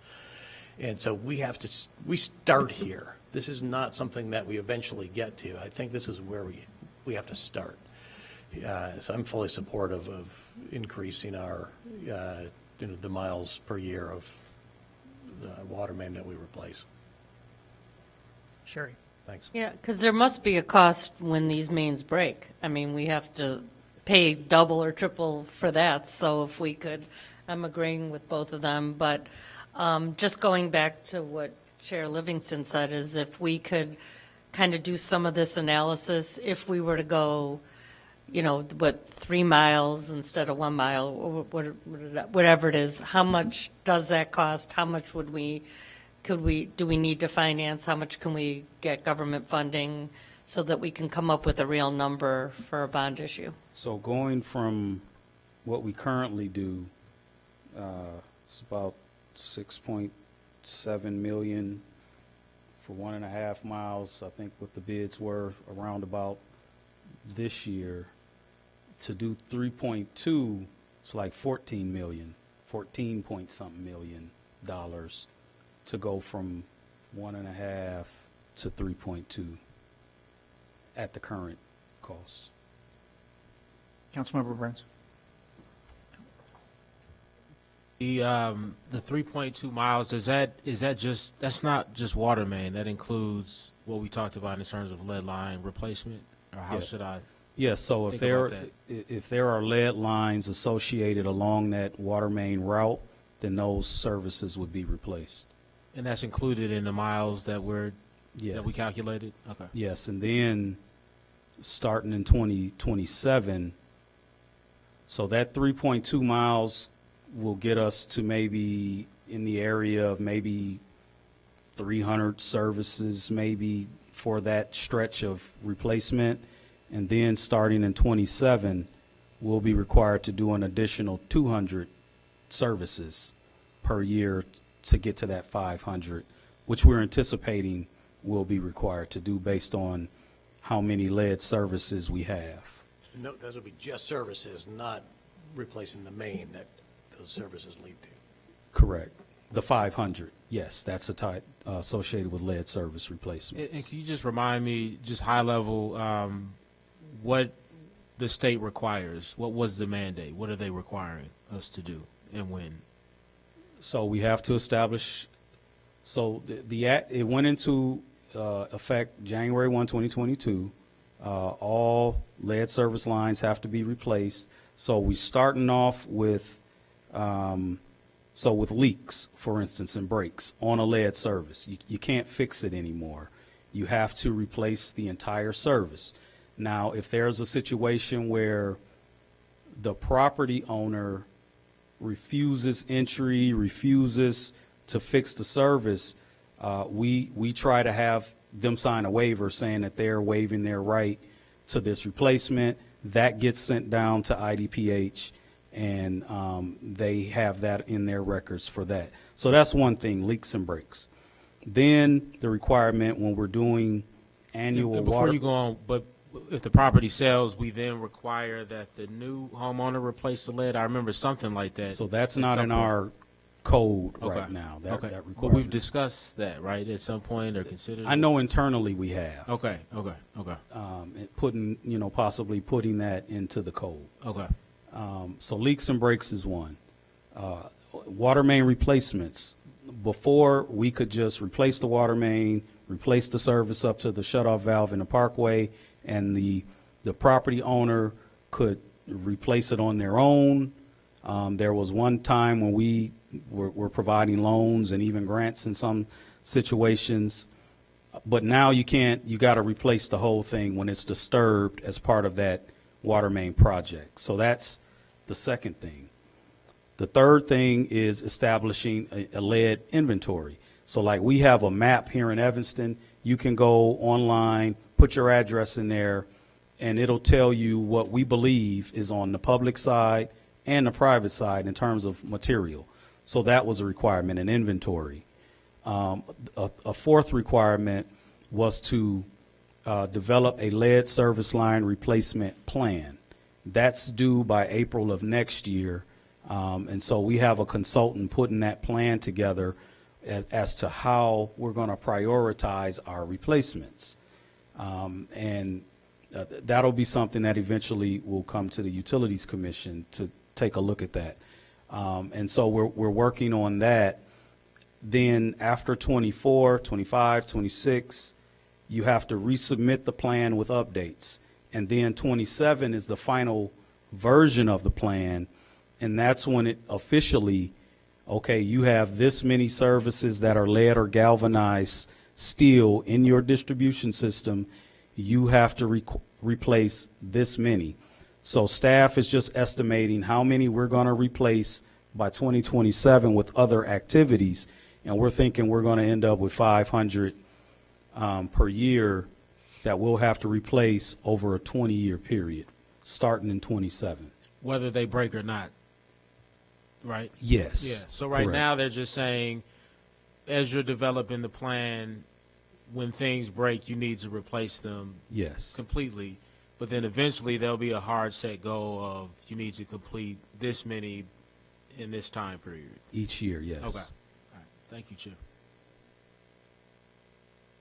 Quick, so by 2027, the final plan version has to be prepared, right? And then Submitted to IEPA. Submitted to the IPA. And then you said then it's 20 years from then that all the lead service lines have to be replaced? What's the deadline for replacement? So 20 years. So as long as, so let's say we're 2027 now, and we have to replace 500 services a year. We'll have 20 years in order to do that.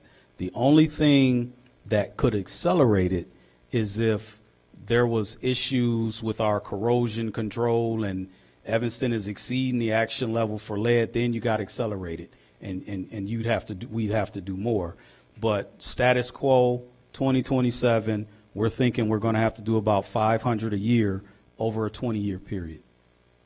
To me, so 2047 is what the state's saying that, That's what we would fall into that's what we fall into. for a 20-year replacement period, starting in 2027. Okay, thank you.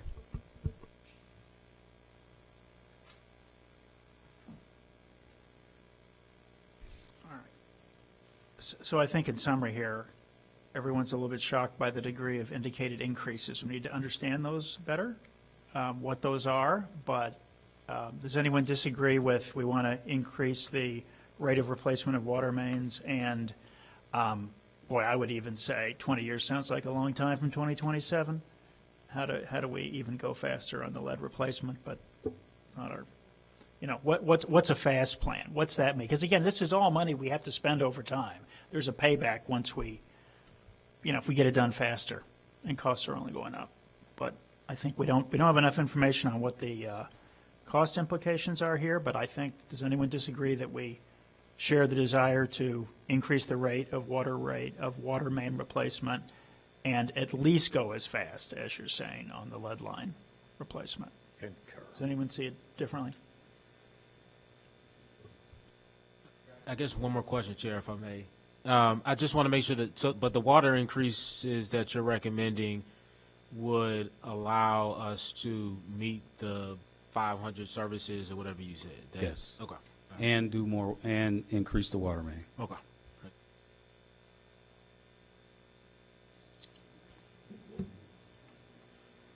Thank you for this report. Thank you very much. Well, thank you There was very a lot much of for listening. detail Very much. and very enlightening. To get through. Okay, and now we onto the CIP funding. Is that the last? I mean, we can discuss, I think we kind of did, right? We'd like to do, we don't think we need to, on the first piece, do as much bonding on the front end. Can we do less? What gets us sort of not as front-end loaded on the bonding?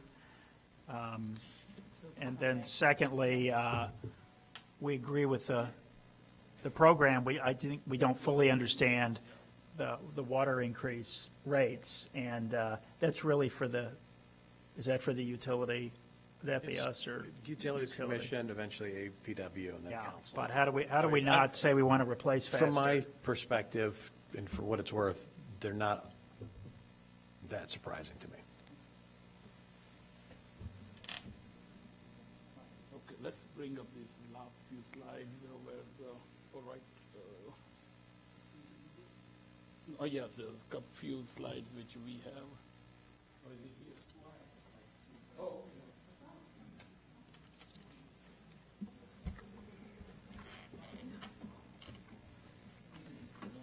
Right, and yeah, so, and I think I shared this thing about the bond, the market, you know. This is like this is about the line of credit, the one I say, but I just summarized by line, $15 million line of credit, 30 days SOFR plus 120, current rate would be 6.52. Estimated monthly interest cost would be 81,000. True interest cost on geo bonds, based on the numbers, 4.2%. I mean, yeah, someone just kind of, I realized that, okay, had we issued the bond last year, we could have like around 3.25 or something. Current interest on the city checking account around 5.5.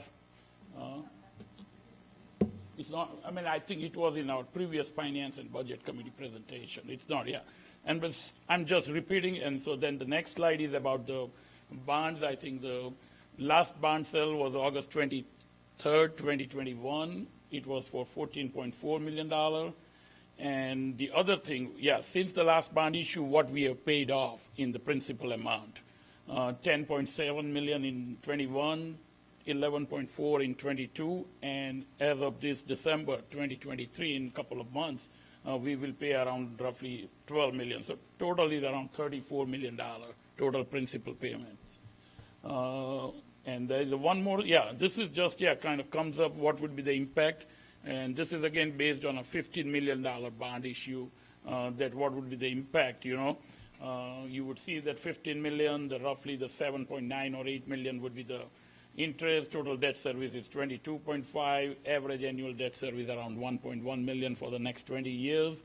And you can see the impact based on the projected, yeah, what would be the increase on a 100,000 home?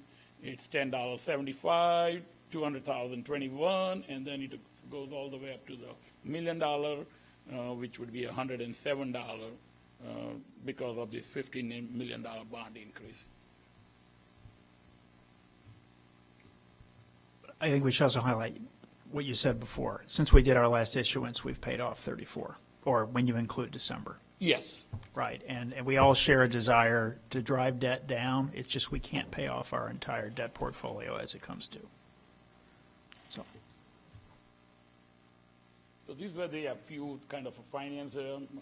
Lara can touch on the kind of the project side. If you have any questions, I think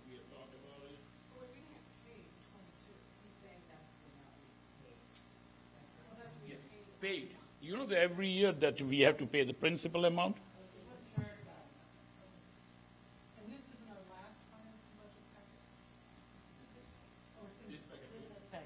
Is it? It's the last page. Oh, Page got 32 it. The and page, but 33. the prior pages were not, right. But that's maybe if you could send around those, just so, even if we have them from before, all these pages, so we're all clear, because there's good info there. Okay. And then we could probably just skip the first few slides of our packet related to the general obligation bonds. So, nope, go back. Okay, so thank you, committee, for having me here to discuss this. Currently, where we are with our 2024 proposed CIP is that we are actually planning on Monday to introduce the topic to City Council. And then the proposed CIP would be adopted as part of the budget. Next slide. Overall, our current capital improvement program is shown as $111 million, which is significantly more than is typical. There's a couple of things that are driving this. One is we have an extremely large project just with the intake project. It's a $47 million project, so that is definitely skewing things. The second is, per the request of the previous, that the city, this current city council has requested that they be shown more the needs of the capital program, and that they would help this, they would work with the staff to set the priorities as part of the budget process. So this is more than can be done with our current staffing and resources. The capital program is funded through a lot of different mechanisms. Some of them are related directly to assets like the water fund. Some are related to geography, such as CDBG, community development block grant funds, or tax increment financing. The thing that is always the by far most discussed item in the capital program is what is related to general obligation debt. Again, the current program shows $32 million, but that is in excess of what could actually be completed by the current staff that exists for the city of Evanston. This is in the presentation. This is not in the packet. Next slide, please. So when we look at the overall funding of the capital program, and I realize that this is very small text, but the big green stuff is the general obligation debt. And you can see that it is roughly, as proposed, $33 million, or 36% of the entire capital improvement fund. Next slide. But when we look at parks and facilities, and this is something that we have brought up with this committee previously this summer, what you see is that our parks and our facilities capital improvement is entirely reliant on debt. We have a little bit of excess funding that is coming to the parks program currently this year through a grant that we've received. But if we wish to manage debt, we need to figure out how to manage the funding for parks and facilities. And I know that that's something that's been expressed by the city council. It is definitely something that's been expressed by this committee. And I really would love to work with the committee to figure out how to manage debt, because there's a lot of consequences to this graph. Not the least of which is, if we're going to limit the amount of debt that the city enters into, then we limit the amount of funding that can be spent on parks and facilities capital improvements. And that has caused an underfunding for at least the last 20 years in both parks and facilities, because we were working to limit debt, which is a very responsible goal. Next slide. So we have 3 challenges this year with our capital improvement program, and you just spent a good amount of time discussing challenge 1, which is our costs related to water main and lead service line replacement. So I won't go into that. Next slide. Parks. We have a chronic underinvestment in parks that has occurred because of our desire to limit debt issuance. So we are working this year to redesign how the capital improvement program for parks is laid out in we are separating it into community parks, which are just large community parks like we see at the lakefront or James Park that get a ton of use, but they're not really related to the neighborhood that they're directly located in. We have neighborhood parks, and we have these legacy parks that have been underinvested to the point that they are literally just crumbling. Everything in them needs to be addressed. And then we have non-legacy infrastructure improvements that aren't related to our main project, our main parks that are falling apart. Next slide. So when we look at community parks, these always take a share of the capital improvement program. They are well-loved parks. They're utilized by a lot of people, and consequently, the infrastructure just periodically needs to be updated due to the intense use. Next slide.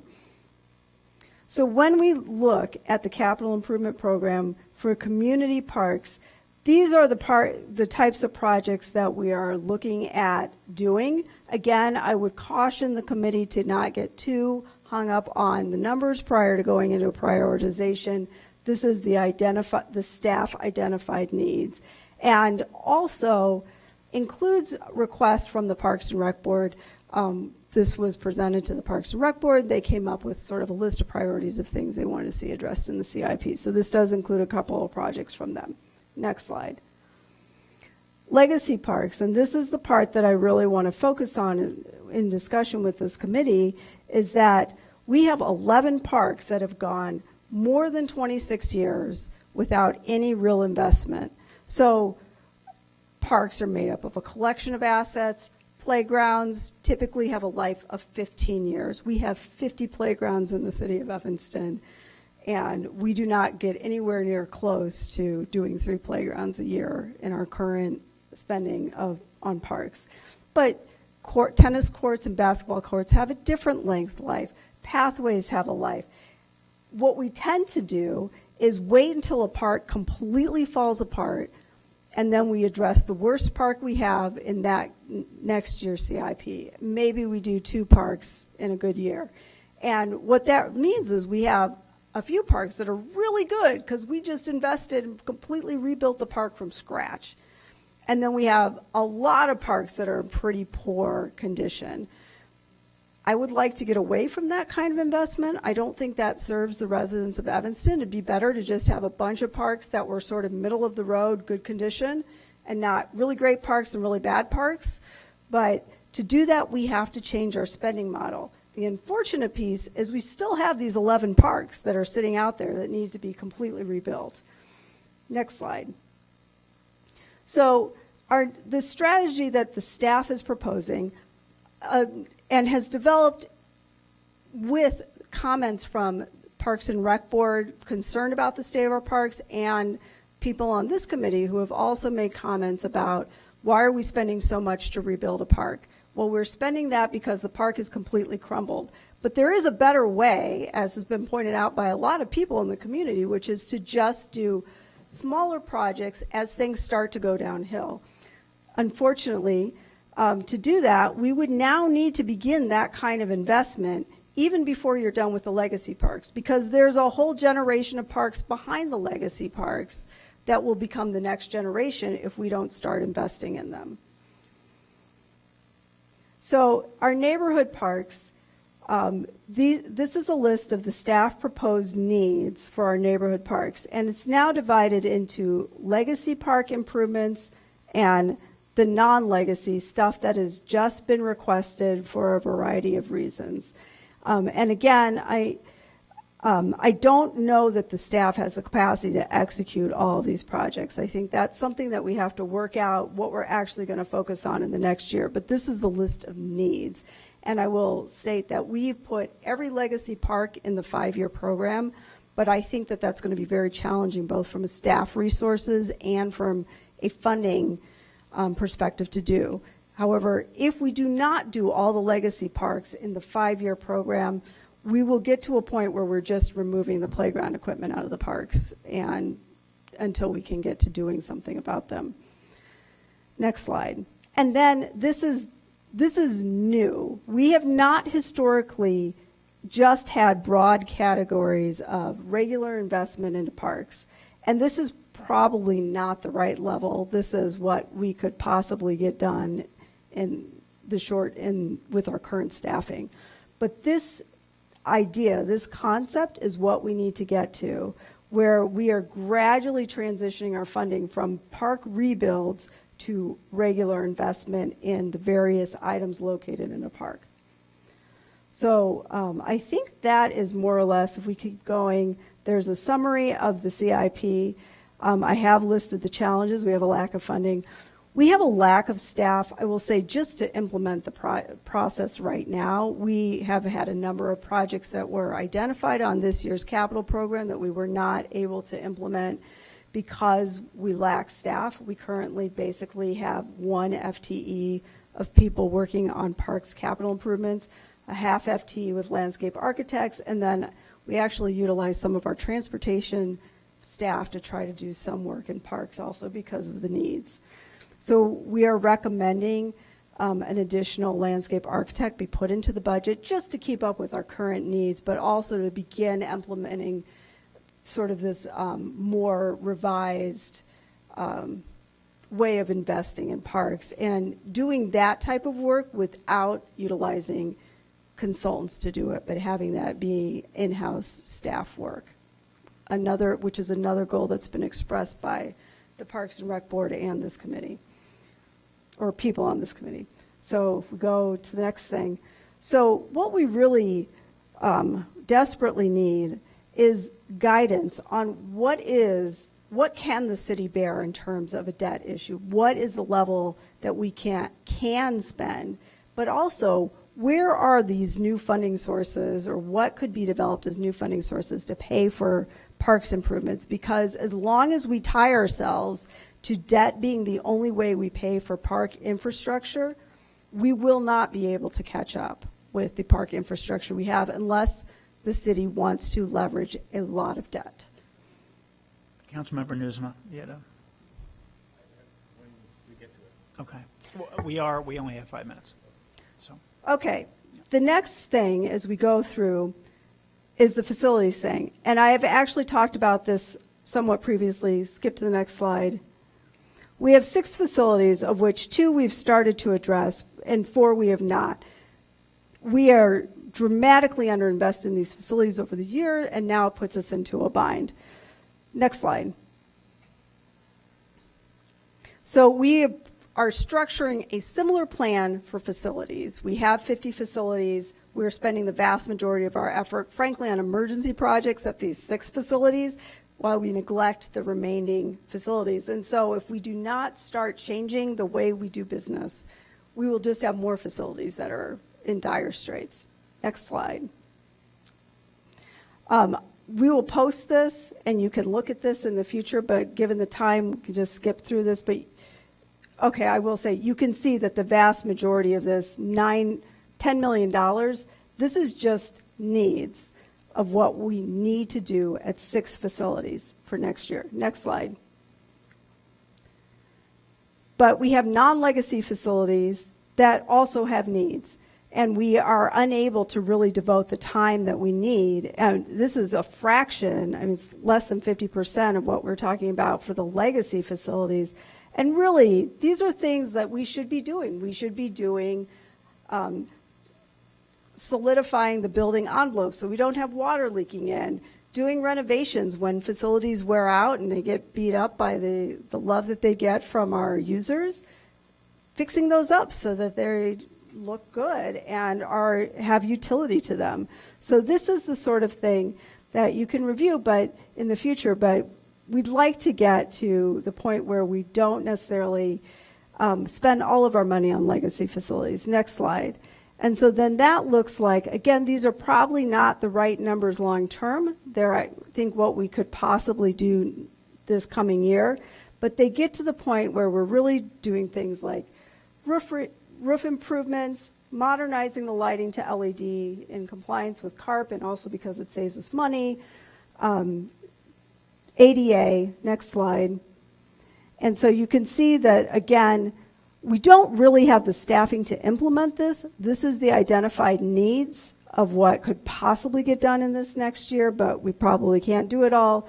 So We are not, we're requesting basically some additional money for a seasonal position of an architect to help us out part-time in the budget, just because we have had the architect, one of our 2 architect positions has been vacant this year. It looks like we might be able to get it filled. We have a candidate we're working with to bring on board, but it's created a backlog that we are not really able to address all of the emergency projects we have going on in facilities right now. So to get through that backlog. Next slide. So again, looking at this recommended levels of debt issuances and if new funding sources can be identified. Next slide. There's a bunch of other stuff about other CIP. If you go through this when you have an opportunity to look at it after it's posted, you'll see that really what we do is for most of the other sections of CIP, we're leveraging other funding sources that are not debt. And debt provides matching funds, or when we just don't get that's not something that's really grant eligible for any of the grants that are available. But we really work to try to get federal grants, utilize our motor fuel tax, community development block grants, our TIF funds, to try to do as much CIP as possible without debt. Next slide. Other transportation, I think next slide, just skip along here. Next slide. Next slide. So here we are. We have previously done some review of this with the Finance and Budget Committee. We definitely need to solidify what the debt issuance is going to be for the or alternate funding sources for the stuff that was supposed to be funded by debt. We really do request some feedback or guidance from this committee, and I'm happy to return as needed to discuss recommended funding levels. If there are alternate sources that could be developed, I would anticipate that unless you are way better than I think you already are, that we're going to need to address this over the next year, not just for this budget, but looking at things in a long-term process. And I'm really excited about working with you on that. And then our next steps, this year we are doing more of presenting the CIP to boards and getting feedback from it. So we are planning on going to the Environment Board still, as well as the City Council. I think that's the last slide. I had not put them on the calendar, but we certainly can discuss that. And I think that's the end of the presentation. Just a request for clarification. One of the things you said, we've sort of put off spending and maintenance on all these facilities and the parks because we wanted to reduce debt over the last 20 years, but debt's done nothing but go up over the last 20 years. So I guess I'm a little confused by that statement. Where's the money gone? In the time that I have been the city engineer, we've spent approximately each year $10 million on debt. But I can tell you that in the last 7 years, costs have not stayed static. Prior to that, this was a huge increase over what was done the previous 10 years. And we have not really begun to address our biggest concerns. And so historically, I think a lot of the choices about what to tell the council even and present to the public, it was not everything was shown. What came to the council was a prepackaged program that met what the goals were to meet the debt, not what the needs were. In terms of debt spiraling, I would have to refer to our chief financial officer on that.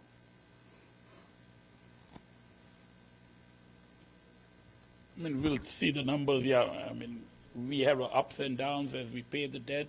But yeah, we have issued the bonds and used it for some other purpose, maybe, yeah. And some of the things which were always kind of put on the back burner were the vehicles, some of the sparks, because sparks is still considered kind of a voluntary, is not a critical thing.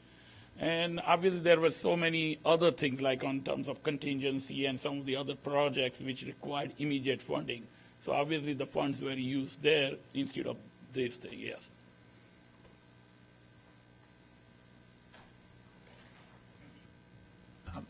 Councilmember Kelly, and then I think we need to wrap up. Wrap up. Yeah, I mean, I think one thing that we definitely need to address are those line items for maintenance and upgrade of our parks. I see in other budgets where they have regular line items for equipment and repairs, maintenance and upgrade. I think our greenways is understaffed. I think we're just unable to keep up, and we shouldn't, put this off till we get to the point where we talk about issuing debt for something that should be regular annual line items with some fluctuations. So I'd like to see us look at that, take a really hard look at that and what we need to allocate for maintenance and upgrade of parks, which I think does include increasing staffing in our greenways. Thank you. If I could just Sure. a couple Last comments comment, before we yeah. close. Thank you for putting in this work. I think we are starting to turn a corner and head in a better direction. I think we need to think very carefully about how we can more efficiently spend money in parks and everywhere else, for example, too. I'm glad that you're talking about staffing up internally, because I think one opportunity we have to spend money more efficiently is to bring some of the work in-house rather than hiring consultants. I think we can probably do more for less if we staff up properly. And I'd also like to look specifically at parks about our public engagement process, which is fantastic, but we might be able to take some fat out of that process. I do feel that if we look at more regular investment, we are going to do a playground equipment replacement, not an entire park. It's a lot easier to go have a meeting and say, here's 3 styles of playground. Tell us what you think. But when you're talking about the entire park, Yeah. there's a lot of things on the table, and that's part of why we have such a robust public engagement process. If we go to more limited investment on a regular basis, I think we can substantially reduce that without the residents feeling like they're being left out of important decisions. We don't need 3 rounds with the consultant just to pick out a new slide and, and monkey bars. And I just want to add also for all of our facilities to have more regular line items so that we aren't, and then could you share this with us, with the Finance and Budget Absolutely. Committee? I think Jess was I working just to posted get it on posted. the Finance and Budget website. Okay, great, thank you. But obviously, this is a topic we need a lot more work on, especially on prioritization and funding and all that. And with that, we are adjourned.